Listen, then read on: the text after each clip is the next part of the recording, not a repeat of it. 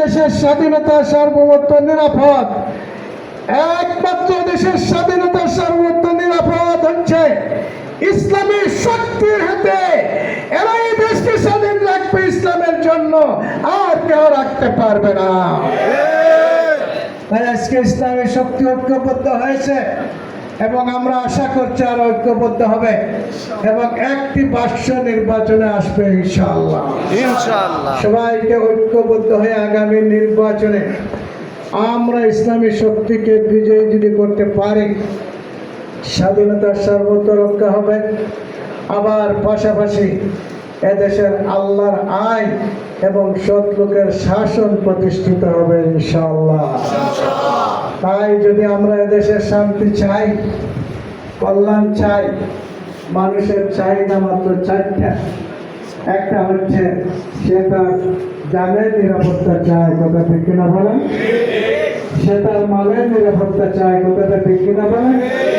সে তার ইজ্জতের নিরাপত্তা চায়, কথাটা ঠিক কিনা বলেন? সে তার ধর্ম নিরাপত্তা চায়, কথাটা ঠিক কিনা বলেন? এই চারটি নিরাপত্তা প্রতিষ্ঠিত হতে পারে যদি এখানে আল্লাহর আইন এবং শত্রুদের শাসন প্রতিষ্ঠিত হয়। তাই আল্লাহর আইন এবং শত্রুদের শাসন প্রতিষ্ঠার জন্য আমরা আন্দোলন করে যাচ্ছি।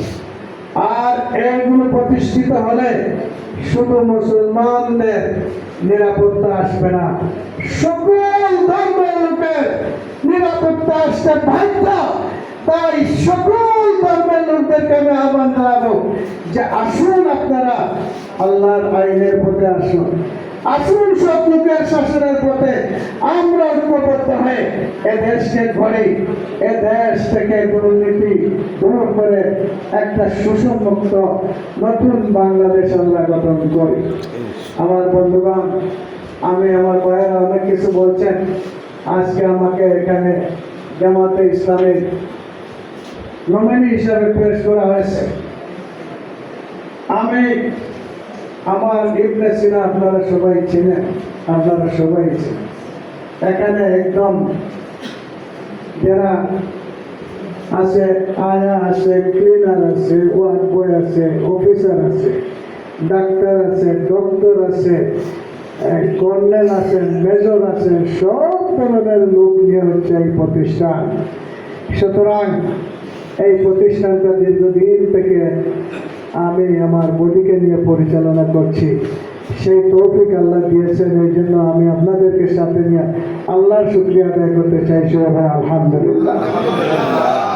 এই প্রতিষ্ঠানের মাধ্যমে প্রতি মাসে কম হলেও আমরা 3.5 কোটি টাকার মতো, 3.5 কোটি টাকায় সিলেটবাসীকে আমরা দান করছি। সবাই বলে আলহামদুলিল্লাহ।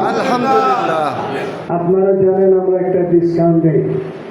আমাদের 7 কোটি টাকার মতো ইনভেস্টিগেশনে ইনকাম হয়, তার আমি নিজেও দেই। আমাদের কর্পোরেট আছে, এইটা হিসাব করলে 7 কোটি 30% করে 30-21, 2 কোটি 10 লক্ষ টাকা আমরা শুধু ইনভেস্টিগেশনে দিচ্ছি। এরপরে আমি ডিসকাউন্ট দিচ্ছি, গড়ে ডেইলি একদম কম হলেও 10,000 টাকা করে মিনিমাম 50 জন লোককে, 60 জন 70 জনকে দেয়। 50 জন লোককে যদি দেওয়া হয় 10,000 টাকা করে ডেইলি, তাহলে কত টাকা? 5 লক্ষ টাকা।